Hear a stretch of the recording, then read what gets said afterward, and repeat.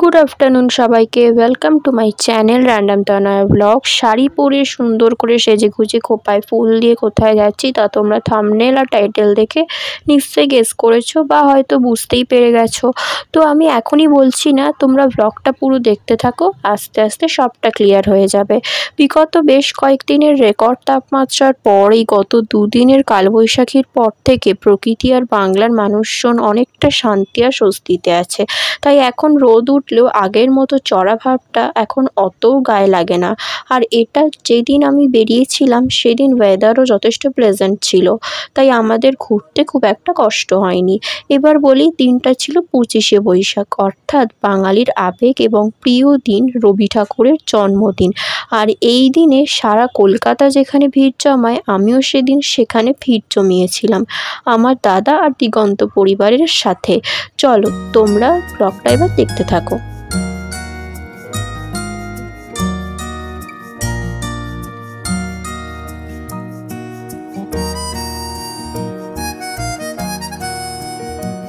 প্রথমে আমরা গিয়েছিলাম কবিগুরু রবীন্দ্রনাথ ঠাকুরের জন্মস্থান, তার বাপ ঠাকুরদার ভিটে, যেটা কিনা উত্তর কলকাতার গিরিশ পার্ক অঞ্চলে মাথা উঁচু করে মন্দিরের মতো দাঁড়িয়ে আছে। আর কলকাতাবাসীদের কাছে এটা সত্যিই একটা মন্দিরের মতো। জোড়াসাঁকোর ঠাকুর বাড়ি। বিশ্বকবির জন্মদিনে জোড়াসাঁকোর না এলে দিনটা যেন অসম্পূর্ণ থেকে যায়। আর এই দিন এখানে গেলে দেখতে পাওয়া যায় মেয়েরা সুন্দর করে শাড়ি পরে মাথায় ফুলের মালা লাগিয়ে, আর ছেলেরা পাঞ্জাবি পরে বেশ সেজেগুজে সবাই মিলে দল বেঁধে রবি ঠাকুরের স্মৃতির চিহ্ন পরিদর্শন করতে যায় এবং উপভোগ করে তাদের প্রাণের কবির অস্তিত্বকে, যা এখনও ছড়িয়ে আছে ওই জমিদার বাড়ির প্রতিটা আনাচে কানাচে। এই দিন ঠাকুরবাড়ির বাইরে এবং ঠাকুরবাড়ির ভিতরের দালানে অনেক জাঁকজমকের সঙ্গে রবীন্দ্র জয়ন্তী পালিত হয়। অনেক গুণী শিল্পীর আগমন ঘটে, আর সেটা আবার লাইভ টেলিকাস্টও হয় নানান টিভি চ্যানেলে। আর হবে নাই বা কেন, আমাদের রবির জন্মদিন বলে কথা।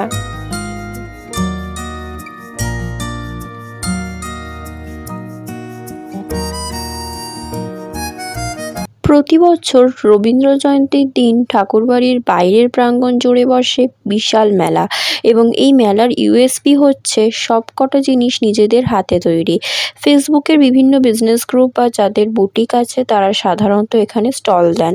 রান্নাঘরের সামগ্রী থেকে শুরু করে ঘর সাজানোর জিনিস, মেয়েদের নানা রকম অর্নামেন্টস, সুন্দর সুন্দর জামা কাপড়, দৈনন্দিন ব্যবহার্য জিনিসপত্র থেকে শুরু করে আরও অনেক কিছু, প্রায় 90% জিনিসই ওখানে ওনাদের নিজেদের হাতে তৈরি। চলো তোমাদের এক নজরে একটু দেখিয়ে দিই।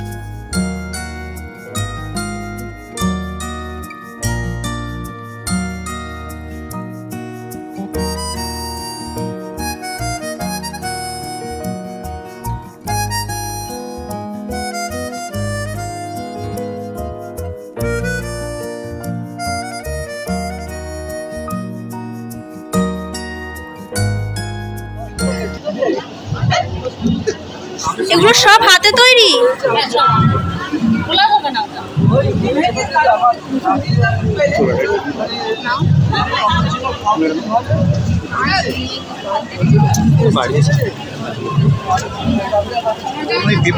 মানে এত সুন্দর সুন্দর সব জিনিসপত্র বিক্রি হচ্ছিল ন্যাচারালি।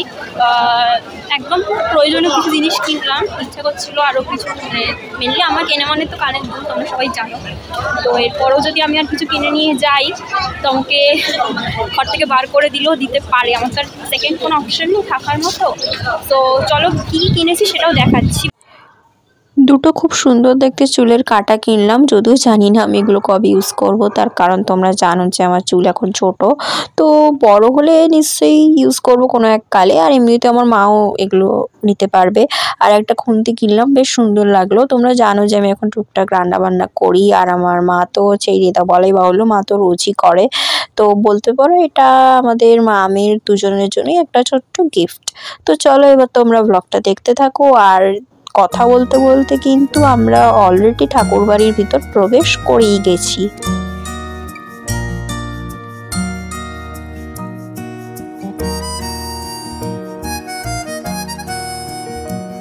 ঠাকুরবাড়ির ভিতরের অনেক জায়গায় ছবি তোলা ভিডিও করা স্ট্রিক্টলি বারণ ছিল, তাই আমি বেশি ফটো বা ভিডিও নিতে পারিনি। তাও আমি যেটুকু সম্ভব চেষ্টা করেছি তোমাদের সাথে শেয়ার করার জন্য, এবং অবশ্যই নিজের সংগ্রহে রেখে দেওয়ার জন্য নেওয়ার, কারণ রোজ রোজ তো আর নিশ্চয়ই আমরা কেউ ঠাকুরবাড়ি যাব না ন্যাচারালি।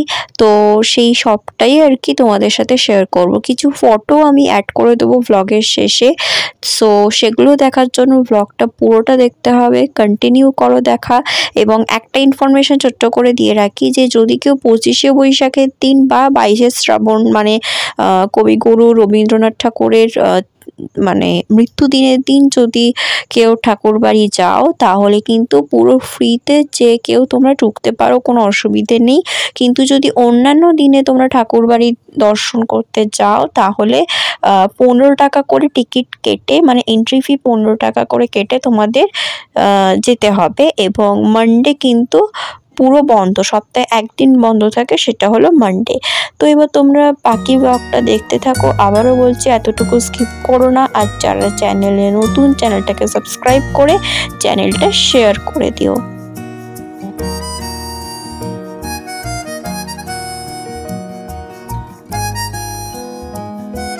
এই ঘরটায় যেগুলো দেখছো সেগুলো হচ্ছে রবি ঠাকুরের নিজের হাতে লেখা কিছু চিঠি এবং নিজের আঁকা কিছু পেন্টিং।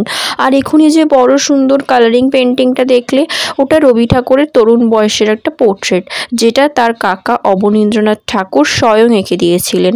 আর এর পরের ক্লিপিংয়ে একটা ট্রেন কম্পার্টমেন্টের রেপ্লিকা দেখাবো তোমাদের, যে ট্রেনে করে 1941-এ কবিগুরু শেষবার তার প্রিয় শান্তিনিকেতন থেকে কলকাতায় ফিরেছিলেন। সো দেখতে থাকো।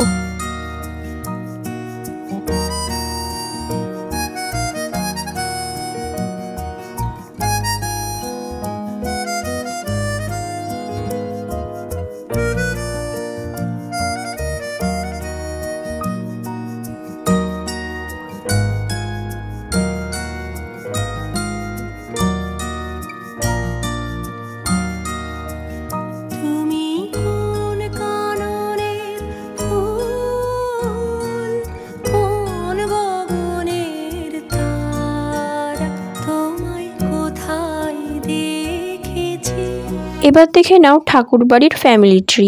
যদিও এটা সামনে দাঁড়িয়ে দেখা বা পড়াটা একদিনের মধ্যে পসিবলই না, আর ব্লগের মাধ্যমে তো সেটা আরোই পসিবল না, তাও যতটা পসিবল ভিডিও করেছি। আর এখানে যে পেডিগ্রি লাইনটা রেড হাইলাইটেড করা, ওটাই হলো আমাদের রবি ঠাকুরের পেডিগ্রি লাইন। আর যেহেতু হাইলাইট করা, তাই ওই চার্টের মধ্যে কবিগুরুকে খুঁজে নিতে কোনো প্রবলেম হবে না।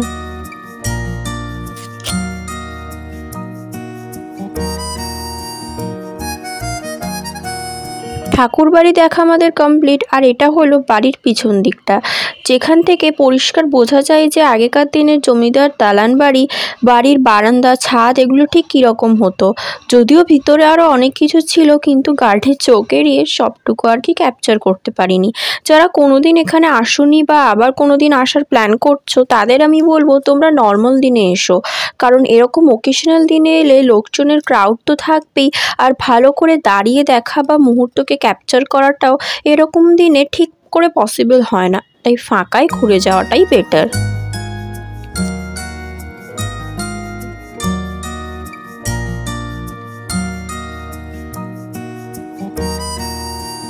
জোড়াসাঁকো থেকে বেরিয়ে ওখানকার nearest metro station Girish park থেকে মেট্রো ধরে আমরা গিয়েছিলাম রবীন্দ্র সদন। উত্তর কলকাতায় আমাদের 25শে বৈশাখের মিলনস্থল যেমন ঠাকুরবাড়ি, দক্ষিণ কলকাতায় তেমন রবীন্দ্র সদন নন্দন। 25শে বৈশাখ আর 22শে শ্রাবণ দিন দুটোতে কলকাতার দুই প্রান্তের এই দুটো জায়গায় থাকে পুরো সাজো সাজো রব। গিয়ে তো আগে শুরু হলো আমাদের ফটো সেশন, যেটা বাদে যে কোনো ঘোরাঘুরি ইনকমপ্লিট থেকে যায়। যদিও জোড়াসাঁকো থেকেই আমাদের ফটো সেশন চলছে। আর নন্দনের অনেক ব্লগ তোমরা আমার চ্যানেলে দেখেছো, এবং যারা এসছো তারাও জানো জায়গাটা এত সুন্দর যে ছবি বা ভিডিও তুলতে এমনি ইচ্ছে হবে। আর কবি প্রণাম উপলক্ষে কখন কোথায় কি অনুষ্ঠান হচ্ছে সেটা তোমাদের দেখিয়ে দিলাম, যাতে তোমরা চাইলে এইসব অনুষ্ঠান উপভোগ করতে আসতেই পারো। তখনের মতো ফটো তোলা শেষ করে ওখান থেকে আমরা পেট পুজো করতে গিয়েছিলাম। আর নন্দন গেলে যেখান থেকে আমি বরাবর খাই, সেখানেই আমরা গেছিলাম। প্রধান দেখতে যাওয়ার ব্লগে তোমাদের সাথে জায়গাটা শেয়ারও করেছিলাম, যারা দেখো এখনই ব্লগটা ডেসক্রিপশনের লিঙ্কে ক্লিক করে দেখে এসো। সারাদিন একটুও বসিনি যেহেতু, তাই বসার জায়গা পেয়ে ন্যাচারালি উঠে যেতে আর ইচ্ছে করছিল না, তাই আমি অর্ডারটা দিয়ে এসে বসেছিলাম। আর আমার দাদা আর বন্ধু শুভদীপ মিলে দোকানটার সামনে দাঁড়িয়ে সুন্দর করে আড্ডা দিচ্ছে। আর আমি আমার জন্য অর্ডার করেছিলাম egg chowmein with gravy. As usual ওখানকার চাউমিন খেতে খুবই ভালো, পর্যাপ্ত পরিমাণ এগ আর অন্যান্য ভেজেস দেওয়া, আর সাথে যে গ্রেভিটা দিয়েছিল ওটা দিয়ে খেতে খুবই ভালো লাগছিল। বলতে গেলে নন্দন চত্বরের খাবার দাবার বেশ ভালোই, দামটাও ঠিকঠাক এবং যে কোয়ান্টিটি দেয় ওটাতেও আরামসে পেট আর মন দুটোই ভরে যাবে।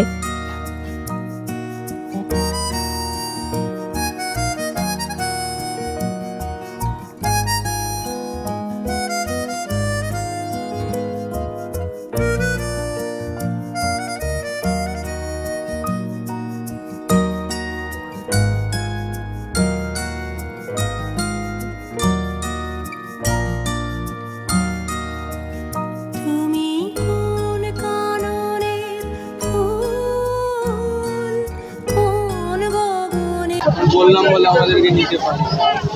বাজে কথা বলিস না, তোদেরকে আমি নিয়েছি। না না, ওরম বললে হবে না, শুরুতে খালি হাই বললে হয়, খালি আমাদেরকে এইটুকু জায়গায় নিয়েছে। আমরা বললাম বলে আমাদেরকে ব্লগে বাজে কথা বলিস না।